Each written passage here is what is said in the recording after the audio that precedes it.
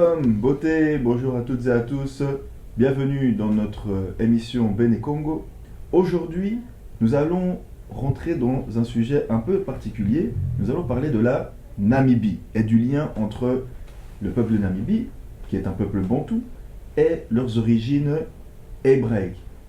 So, for this program, we will speak in English because our guest, Rabbi Elnatan, Elchanan, NAMAHDI, is English speaker. So for the French speaker, you can go to the subscribe and les sous-titres. Vous pouvez aller regarder les sous-titres. So Shalom, welcome Rabbi Elnatan Elchanan. Shalom, shalom. Welcome to Bnei Kongo. We are really happy to have you with us today. So can you tell me in a few words a little bit about yourself and how you get into Jerusalem, into the heart of the old city of Jerusalem, studying Kabbalah every day, and now being a rabbi. What is your story from Namibia to Israel? Perhaps maybe I should thank you very much and thank HaKadosh Baruch Hu for granting me this opportunity to meeting you in this platform. Just as rightly you have said, I would rather say a person has got to identity of the place where he come from, or she come from, and identity in terms of family and the tribe. Yes, I was born Frederick Pengonjabi NAMAHDI. I descend from the tribes of Ovambo. The Ovambo is the largest tribe in Namibia, and I converted to Judaism. But before I narrate the story briefly, how I came to Judaism, perhaps allow me to explain where Namibia is. With pleasure. It's true, maybe some people don't know exactly where is Namibia. Namibia is the youngest independent state, founded 1990 in February, or in March. It was formerly known as Southwest Africa, alongside the Atlantic Ocean, bordering 5 countries, Southern Africa. Namibia is classified as cultural diversity, multiracial society. It was formerly a German colony. It's one of those German colonies that the Jews, way back 1800, and after the First World War, that the group of those Zionists have identified to explore, to become the possible the homeland of the Jews after the First World War. So that didn't happen. So we went to war with South Africa after the mandate was passed to South Africa, South African apartheid, not South Africa of now. And we waged war since 1960, 1966, until 1989. So you've been part of the struggle against apartheid? That's right. I was one of the freedom fighters. And until 1989, when we went back from exile. So I have been in exile for a couple of years in many countries to the Southern Africa. But I was not privileged to be in Congo. Maybe in the near future. Well, I was there in July, Baruch Hashem. with my friends and my head rabbi and his family. So that was my first time to step in DRC, Congo. One of the things that you say, there is a strong link with the tribes in Namibia. Is it true? Like Congo also, we know we have tribes and clan, and this system of tribe, it's from the Torah, right? It's from the Bible. We know that the children of Israel were referred by tribe and clan. Can you tell me, is it something that it's still really prominent, dominant in the Namibian society? Is it important to know which people are really interested about their tribe, about their lineage? Is it something that is still relevant today? Well, the answer would start from from South Africa, that imposed it, to us the system of homeland. In truth, it wasn't bad, but it was bad when it was much more labeled with skin color. Most of the tribes that I happen to know in Namibia, their migration to the Southern Africa, particularly to Southwest Africa, they migrated from the north. And the majority of these indigenous tribes, they are Bandus. That is how we know them. It's not only according to our oral history, but even the missionaries, when they came to Southwest Africa, which is Namibia today, they confirmed in their books which tribe belongs to Bandu. And particularly my tribe, they say, the missionary wrote that we belong to Bandu, and our tradition and cultures were not similar to other many cultures. In many parts of Africa, our dressing code were associated to those of ancient Hebrews or Israelites. So to say Israelites, not really Hebrew, but Israelites. And we did not have also the type of yeah, I mentioned the dressing code.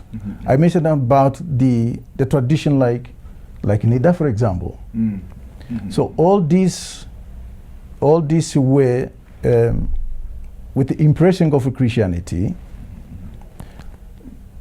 people drifted from much more of their traditions to embrace Christianity. Yes, like my tribe being not my tribe is Ovambo, but my sub-tribe, Panyama, which is divided between Southwest Africa and Angola.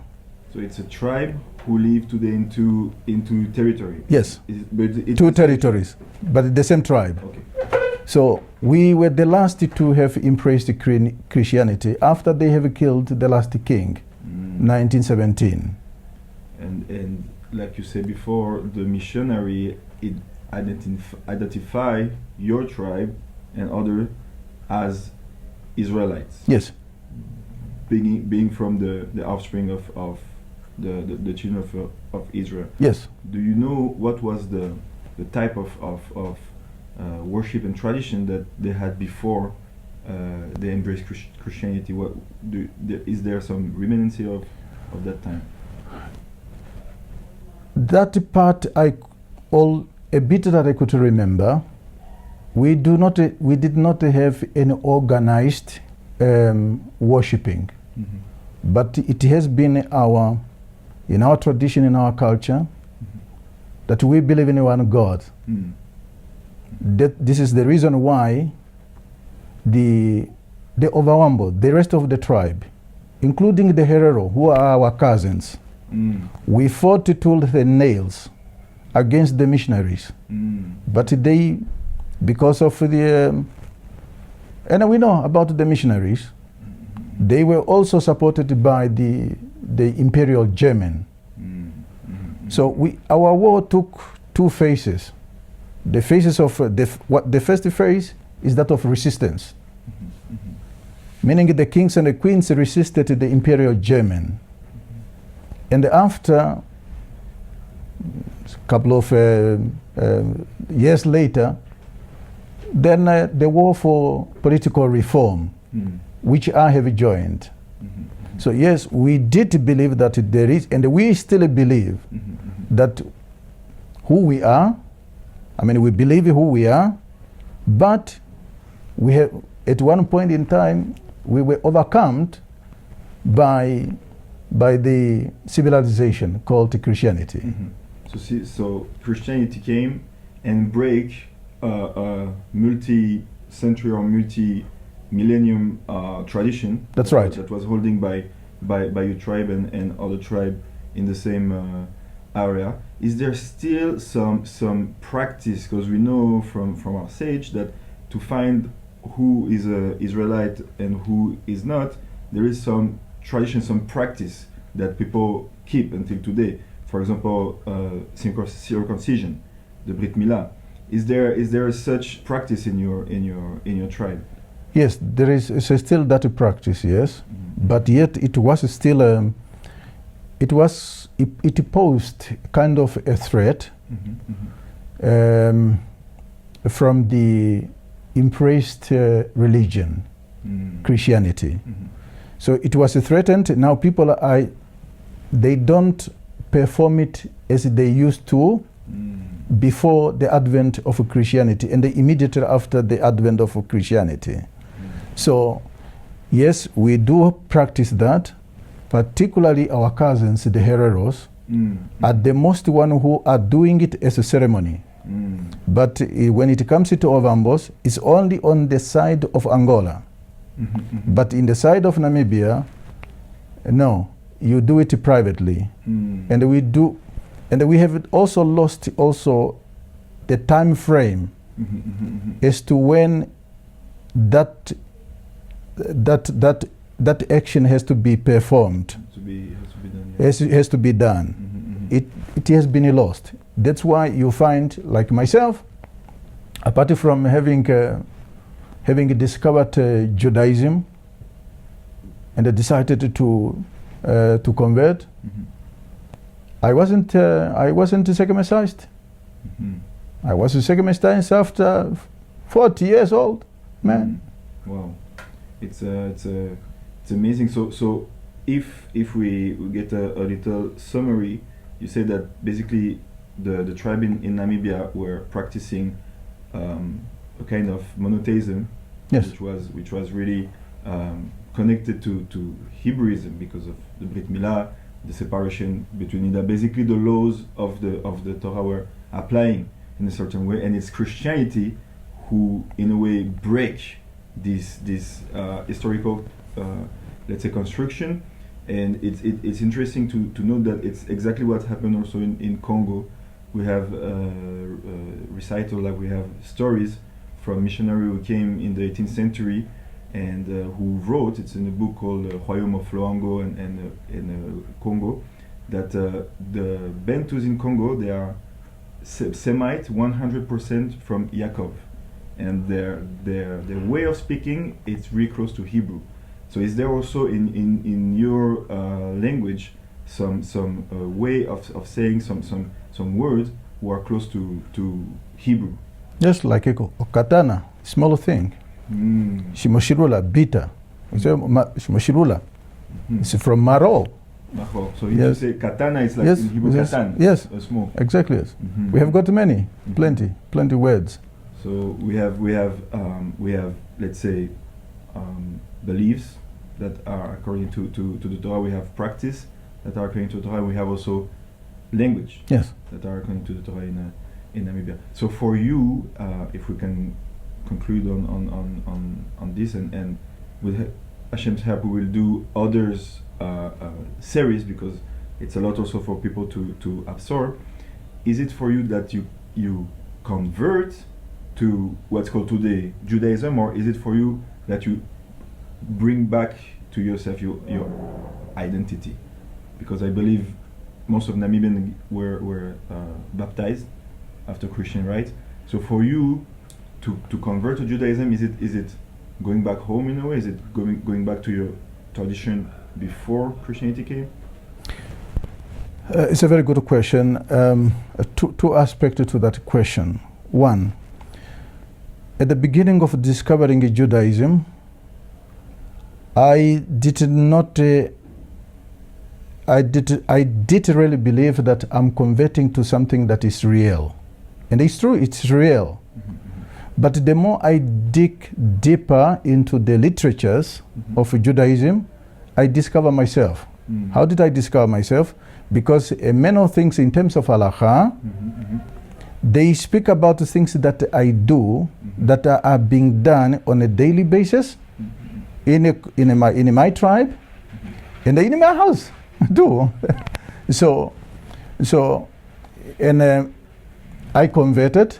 It was a frustrating at one point in time because I thought, look, but the whole thing that I happen to know in the literatures speaks about me.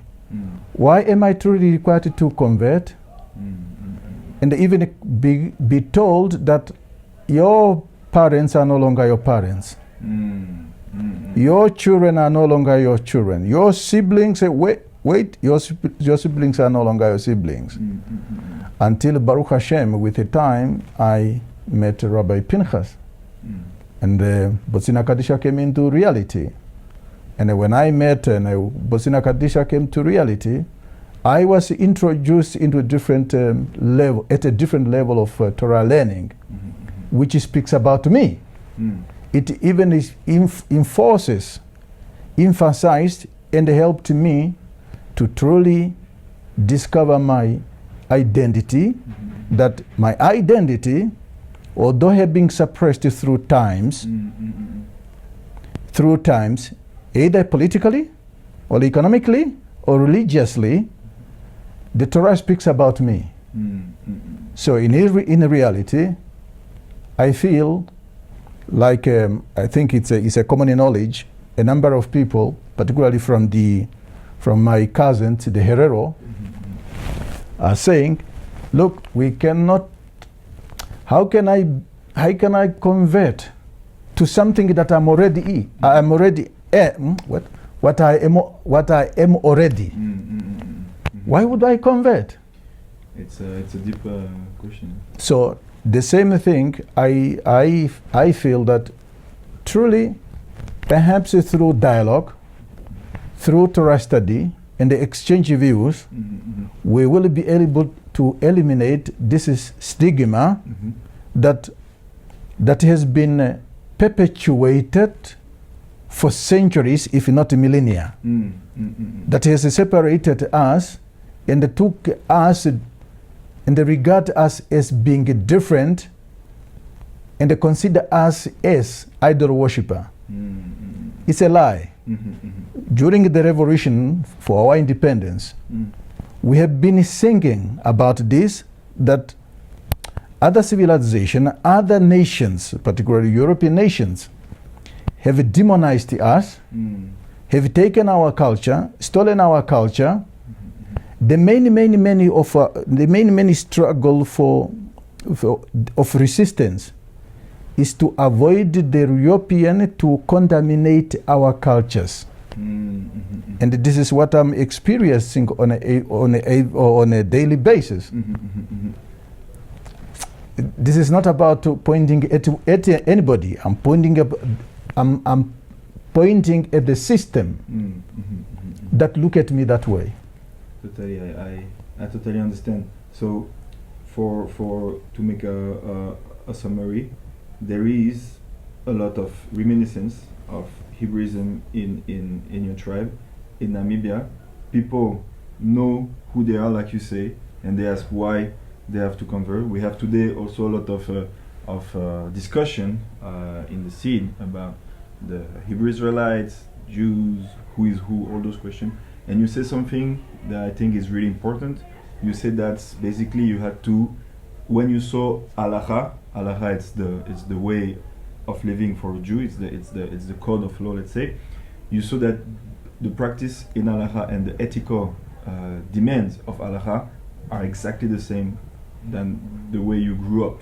Exactly. So I think this is something that can be said loudly, that at the end of the day, it's not only about color scheme, because there is a lot of war around this. Of course, there is a lot of proof that the Israelites in the time of the Kingdom of Israel and Yehuda were not white. They were, like, say, the Mishnah Benoni, which is a type of dark-skinned people.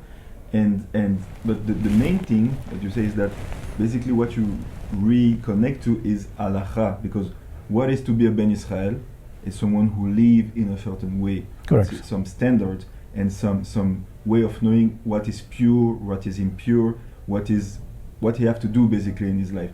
Can you say that maybe this is the most important? This is what your heart were yearning for, and that's what you find in the Torah, in the life of Ben Israel today. To teach me how to drive if I know I'm a driver already is naive. I'm sorry to say, to use the word. If I'm a driver and you teach me how to drive, I'm a driver already.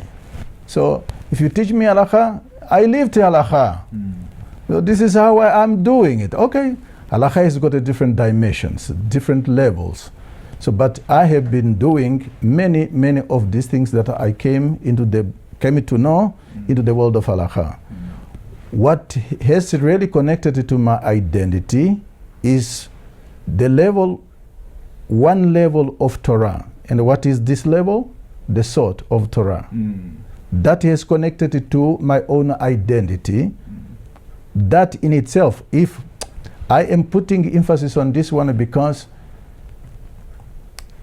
if you look at the African communities, how we have been alienated from our own root has caused us identity crisis. With his thought, it will bridge this gap that was created and connect it back to our root. Rightly, as you have said at the very beginning, yes, we are Bantu. It's not only something that we claim about ourselves. Civilization who brought Christianity and also Islam, they confirmed in their own books. It's not something that we justify or we claim by ourselves. Yes, we know our history, but who could really believe? But Christianity wrote it by observing our culture, traditions, by also our oral history. So we are, yes. We are. So thank you very much, Rabbi Elnatan, Elchanan, for this great explanation of who you are and what is the tribe where you're from, what is Namibia. We have some more ideas. With God's help, maybe we do another video with the connection between the Sod, the secret of Torah, and Namibian tradition, because we were more into the halachic point of view and the way of living. Maybe we can go deeper some other time. Thank you to everyone for listening, and in the next episode we will go a little bit deeply in an island that is also really close to the shore of Africa. Basically, it's also Africa, which is Madagascar. Stay tuned. Thank you.